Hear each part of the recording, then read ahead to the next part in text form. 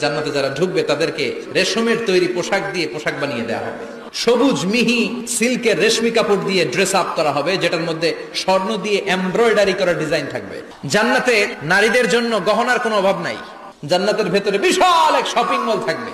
প্রতি শুক্রবারে ডানে বায়ে সামনে পেছনে সব জায়গা থেকে বন বন করে মৌমাছির মতো জান্নাতীরা ওই শপিং মলে শপিং করতে আসবে।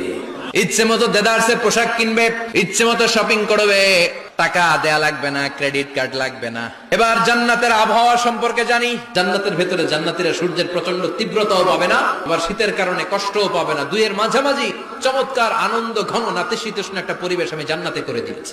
পুরুষদের জন্য আল্লাহ তাআলা জান্নাতের হুরদের ব্যবস্থা করেছে।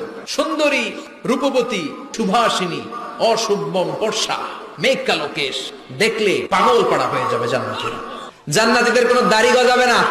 সব জান্নাতি লোকদের বয়স হবে 33, আর লম্বায় হবেন আপনারা 60 হাত লম্বা।